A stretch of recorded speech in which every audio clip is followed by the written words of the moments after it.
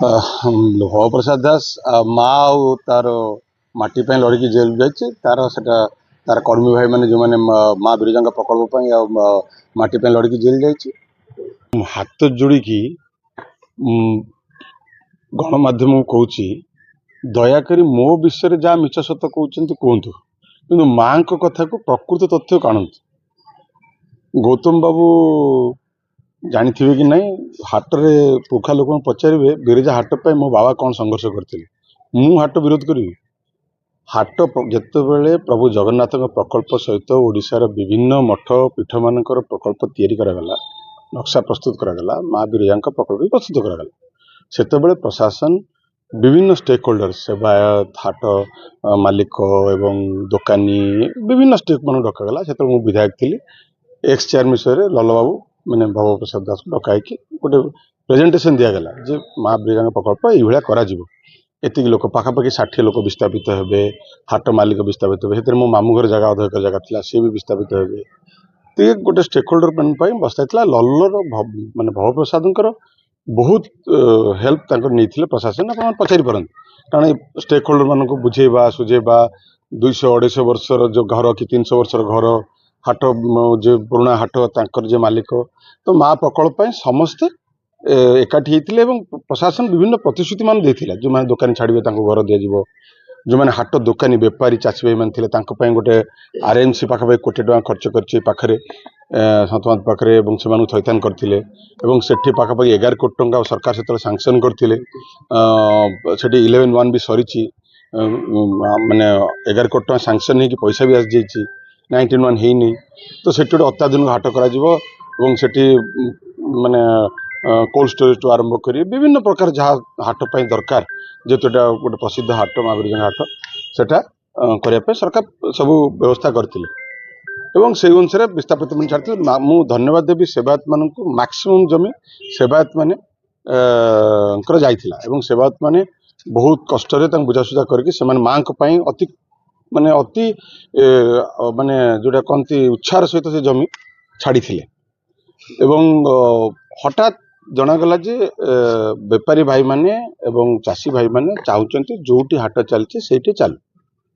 ମୋ ପାଖକୁ ଯେଉଁମାନେ ବିସ୍ଥାପିତ ମାନେ ଆସିଲେ, ମୁଁ ବି ଚାହିଁବି ସରକାର ହେଉଛି ସମସ୍ତଙ୍କର, ଲୋକମାନେ ଯାହା ଚାହିଁବେ ସେୟା ହଉ। ଯଦି ଚାଷୀ ଭାଇମାନେ ବେପାରୀ ଭାଇମାନେ ଚାହୁଁଛନ୍ତି ସେଠି ହାଟ ପାଇଁ, ନିଶ୍ଚିତ ହଉ। ଭବ ପ୍ରସାଦ ଦାସ ବାରମ୍ବାର ପ୍ରଶାସନ ପାଖକୁ ଯାଇଛନ୍ତି, ବିଭିନ୍ନ ଷ୍ଟେକ୍ ହୋଲ୍ଡର ପ୍ରଶାସନ ପାଖକୁ ଯାଇଛନ୍ତି। ଆଜ୍ଞା, ବିରଜା ପ୍ରକଳ୍ପ ବିଶେଷ କରି ସେବାୟତ ମାନେ ବାରମ୍ବାର ଯାଇଛନ୍ତି ଯେ ଆମକୁ ଯେଉଁ ପ୍ରକଳ୍ପ ଦେଖେଇଥିଲେ ସେ ପ୍ରକଳ୍ପକୁ ଆପଣ ଯେଉଁ ପାଖାପାଖି 3ଟା ଆଡମିନିଷ୍ଟ୍ରେଟିଭ ଆପ୍ରୁଭାଲ ହେଇଛି ଆପଣଙ୍କର R&Bର ମାନେ ପୂର୍ତ୍ତ ବିଭାଗର, ଏବଂ ବିଭିନ୍ନ ଗୋଟେ ଆନିମେଟେଡ୍ ଦେଖା ହେଇଥିଲା, ସେଥିରେ ଟିଭି କରିକି ସମସ୍ତଙ୍କୁ ଦେଖା ହେଇଥିଲା ପ୍ରକଳ୍ପ ଏଇଭଳିଆ ଦେଖାଯିବ କରାଇକି। ସେମାନେ କହିଲେ ଯେ ଆମକୁ ସମସ୍ତଙ୍କୁ ଡକାଯିବ, ଯଦି ଜାଗା ବଳୁଛି ପ୍ରୋଜେକ୍ଟ ସରିଲା ପରେ, ପାର୍କିଂଠୁ ଆରମ୍ଭ କରି ପ୍ରୋଜେକ୍ଟ ସରିଲା ପରେ ଜାଗା ବଳୁଛି କମ୍ପାଉଣ୍ଡ ୱାଲ୍ ବୁଲାଯାଉ। କମ୍ପାଉଣ୍ଡ ୱାଲ୍ ବୁଲା ହେଇକି ଜାଗା ଯୋଉଟା ବାହାରିବ ସେ ଜାଗାରେ ଚାଷୀ ଭାଇମାନେ ବେପାରୀ ମାନେ ଯାହା ଚାହୁଁଛନ୍ତି, ମୁଁ ବି ସେଥିରେ ଖୁସି, ମୁଁ ବି ସେଠି ଚାହୁଁଛି ସେମାନେ ଯାହା ଚାହୁଁଛନ୍ତି ସେୟା ହଉ। କିନ୍ତୁ ମା ବିରଜା ପ୍ରକଳ୍ପ ଯୋଉଟା ଅରିଜିନାଲ ପ୍ରକଳ୍ପ, ସେଥିରେ ସାମାନ୍ୟତମ ଟିକେ ନ ହୋଇଯାଉ, କାରଣ ସମସ୍ତେ ଯିଏ ଭିଟାମାଟି ଛାଡ଼ିଛି ସେ ବି ଭବ ପ୍ରସାଦ ଉପରେ ପ୍ରେସର ପକାଉଛନ୍ତି। ମୁଁ ପା କହିଲି, ଆପଣ ଶୁଣିପାରିଲେ? ମୁଁ କହିଲି ଚାଷୀ ଭାଇମାନେ ବେପାରୀ ଭାଇମାନେ ଯାହା ଚାହୁଁଛନ୍ତି ସେୟା ହଉ। ଯୋଉ ପ୍ରକଳ୍ପ ପ୍ରଶାସନ ସରକାର ଆସିବେ ସରକାର ଯିବେ, ବିଧାୟକ ଆସିବେ ବିଧାୟକ ଯିବେ, ମା ଅଛି ମା ରହିବ। ମୋର କହିବାର କଥା ହଉଛି, ସେତେବେଳେ ଆମ ଦଳ ଥିଲା ସରକାରରେ, ମୁଁ ବିଧାୟକ ଥିଲି। ଏବେ ଗୌତମ ବାବୁଙ୍କ ସରକାର ଅଛି, ବିଧାୟିକା ଅଛନ୍ତି, ତାଙ୍କୁ ଡାକନ୍ତୁ, ସମସ୍ତ ଷ୍ଟେକ୍ ହୋଲ୍ଡରଙ୍କୁ ଡାକନ୍ତୁ। ସେମାନଙ୍କୁ ପ୍ରଶାସନ କ'ଣ କହିଥିଲା, ସେମାନଙ୍କୁ କ'ଣ, କାରଣ ସରକାର ପ୍ରଶାସନ ତ ବଦଳିବନି ନା, ପ୍ରଶାସନ ସେମାନଙ୍କୁ କ'ଣ କହିଥିଲା, କ'ଣ ପ୍ରତିଶ୍ରୁତି କରିଥିଲା, ପ୍ରୋଜେକ୍ଟ କ'ଣ ଦେଖେଇଥିଲା, ପ୍ରୋଜେକ୍ଟର ବର୍ତ୍ତମାନ ଆଡମିନିଷ୍ଟ୍ରେଟିଭ ମୋ ପାଖରେ ସବୁ ଅଛି।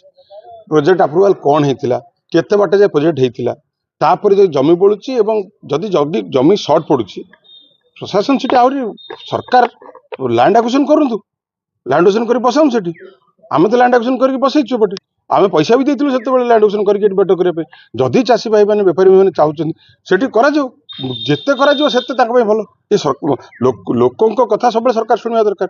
ସେଠି ଯଦି ଜମି ମୋର ଦି ଭାଇ ସେଠି ଅଛନ୍ତି, ମାମୁ ଭାଇ ନା ମାମୁ ପୁଅ ଦି ଭାଇ ଅଛନ୍ତି, ସେମାନେ ଜମି ତାଙ୍କ ପଇସା କୋର୍ଟରେ ଡିପୋଜିଟ୍ ହେଇଛି, ଯଦି ସେମାନେ ବୁଝେଇ ପାରୁନାହାନ୍ତି ମୋ ଭାଇଙ୍କୁ, ମୁଁ ବି ତାଙ୍କ ସହିତ ସହଯୋଗ କରିବି ମୋ ଭାଇମାନଙ୍କୁ ବୁଝେଇବା ପାଇଁ ଯେ ସରକାର ଯଦି ଜମି ଚାହୁଁଛନ୍ତି ଜମି ଦିଅ ଏବଂ ସେଠି ହାଟ ହଉ। ମା ଏଣ୍ଟାୟାର ଏଫର୍ଟ ହଉଛି ମା ବିରଜା ପ୍ରକଳ୍ପରେ ସାମାନ୍ୟତମ ଆଞ୍ଚ ନ ଆସୁ। ପ୍ରଶାସନ ଏବେ କହୁଛି, ଆଗରୁ କଣ କରୁଥିଲା? କାହିଁକି ଏତେ ବାଟ ଯିବ? କାହିଁକି ଲଢ଼େଇ ହବ? କାହିଁକି ନିରୀହ ଲୋକମାନେ ଅସୁବିଧା ପଡ଼ିବେ? କ'ଣ ପାଇଁ ପଡ଼ିବେ? ସେଇଟା ତ ମୁଁ ପ୍ରଶ୍ନ ପଚାରୁଛି। ବିଧାୟକ ମାନେ ଆମର ଭବପ୍ରସାଦ ଜେଲ୍ ଯାଇଛନ୍ତି, ମା ପାଇଁ ଯାଇଛି, ଅସୁବିଧା କ'ଣ ଅଛି? ତା ନିରୀହ ଭାଇମାନେ ମିଛ କେସ୍ରେ କରିକି ପୁରଉଛନ୍ତି, ମିଛ କାହିଁକି? ସେ ଭାସି ପାଉ, କିଛି ଅସୁବିଧା ନାହିଁ। ମା ପାଇଁ ମରିଗଲେ କ'ଣ ଅସୁବିଧା ଅଛି? କିଛି ଅସୁବିଧା ନାହିଁ। ମୁଁ ଆଜି ବି କହୁଛି, ବେପାରୀ ଚାଷୀ ଭାଇମାନଙ୍କ ପାଇଁ ଯଦି ମୋ ମାମୁ ପୁଅ ମାନେ ବୁଝେଇବାକୁ ପଡ଼େ ମୁଁ ଯିବି, ତାଙ୍କ ଖୁସିରେ ମୁଁ ଖୁସି। କିନ୍ତୁ ମା ପ୍ରକଳ୍ପରେ ଯୋଉ ସେବାୟତ ମାନେ, ଯୋଉ ଘର ମାନେ 150-200 ବର୍ଷ ରଣା ମାଳି ଗରିବ ମାନେ ମା ମାନଙ୍କ ପାଇଁ ଜାଗା ଛାଡ଼ିଛନ୍ତି, ତାଙ୍କର କୌଣସି ମାନେ ତାଙ୍କର ଯୋଉ ଆବେଗକୁ ଏବଂ ତାଙ୍କର ଯୋଉ ଅବଦାନକୁ ବଳି ନ ପକାଇକି କାମ କରାଯାଏ। ଚାଷୀ ଭାଇମାନେ ବି ଖୁସି ରୁହନ୍ତୁ, ବିସ୍ଥାପିତ ମାନେ ଖୁସି ରୁହନ୍ତୁ। ସର୍ବୋପରି ପ୍ରଥମ କାମ ଯୋଉଥିପାଇଁ ଛାଡ଼ିଛନ୍ତି ମାଙ୍କ ପ୍ରକଳ୍ପ ଟିକେ ବି ହାତ ମରା ନ ଯାଉ। ଆଉ କଥା ରହିଲା, ଆପଣ ଯୋଉଟା ପଚାରୁଥିଲେ, ପ୍ରଶାସନ ଯଦି ଏତିକି କାମ କରିଥାନ୍ତା ଏ କାମ କାହିଁକି ହଉଥାନ୍ତା? କ'ଣ ପାଇଁ ଦରକାର? ଆମେ ଜାଣିଛୁ, ଲୋକ ଯାହାକୁ ସରକାର ଦେଲେ ସେ ସରକାର ଚଲେଇବେ, ଆମର କ'ଣ ସୁଧ ଅଛି? କିନ୍ତୁ ମା ତ ରହିବ ନା, ମା କାମ ହଉ। ଶାନ୍ତ ସାର୍ ଅଶାନ୍ତ ଆପଣ ଅନୁଭବ କରୁଥିବେ। କାହିଁ ଏଠି ଫ୍ଲାଗ ମ୍ୟାଚ୍ କରୁଛନ୍ତି ଗୋଟେ ଲୋକ କାହିଁକି? ଲୋକଙ୍କର କିଛି ନାହିଁ, ଲୋକ କ'ଣ ମା ଚାହୁଁଛନ୍ତି? କ'ଣ ଅଶାନ୍ତ? କୋଉଠି ଅଶାନ୍ତ ହେଇଛି? କୋଉଠି ଅଶାନ୍ତ ହେଇଛି ମତେ ଦେଖେଇଲେ ଆପଣ ଗୋଟେ ଦେଖାନ୍ତୁ। କୋଉଠି ଅଶାନ୍ତ ହେଇକି କୋଉଠି ଦୋକାନ ବଜାର କାହାକୁ କରିଛି, କୋଉଠି ରାଜଧାନୀ ହେଇଛି, କୋଉଠି କାଉଟେ ଚାପଟି ପକେଇଛି, କିଏ କୋଉଠି ହେଇଛି? ଯାହା ହେଇଛି ବିରଜା ହାଟରେ ହେଇଛି। କାହିଁକି? ନା ପ୍ରକଳ୍ପ ପାଇଁ। ବଜାରରେ ଆପଣ ଦେଖିଛନ୍ତି ଅଶାନ୍ତ ଯୋଉଠି ହୁଏ କି ଗୋଟେ ଲ ଆଣ୍ଡ ଅର୍ଡର ସିଚୁଏସନ୍ ହୁଏ, କୋଉ ଦୋକାନ ବଜାର ଭାଙ୍ଗିଲେଣି, କୋଉଠି ଗ୍ଲାସ ପକେଟ ଭାଙ୍ଗିଲେଣି, କି କାହାର ଗାଡି ଅଟକେଇ ଭାଙ୍ଗିଲେଣି, କୋଉଠି ଗୋଟେ କି କରୁଛନ୍ତି। ମୋ ସହରବାସୀଙ୍କ ପାଦ ତଳକୁ ତାଙ୍କ ପାଦ ଚାଟିଲେ ବି ମୋର ଋଣ ସୁଝି ପାରିବି ତାଙ୍କର। ପଦେ କହିଛନ୍ତି ସେମାନେ ଚାହୁଁଛନ୍ତି ତାଙ୍କ ମାର ପ୍ରକଳ୍ପ ଠିକ ରହୁ। ଗୋଟେ ବି ଏଠି ଆପଣ ଦେଖିଛନ୍ତି ଲ ଆଣ୍ଡ ଅର୍ଡର ସିଚୁଏସନ୍ ହେଇଛି? ସରକାର ତାଙ୍କ ଦମ୍ଭ ଦେଖୁଛନ୍ତି। ଭାଇ ଆମେ ସରକାରଙ୍କ ଦମ୍ଭ ଜାଣିଛୁ, ସରକାର ଆମେ ଥିଲୁ, ସରକାର ଦମ୍ଭ ଆମେ ଜାଣିଛୁ। ଆମେ ମା ପାଇଁ ମରିବା ପାଇଁ ରେଡି ଅଛୁ। Thank you.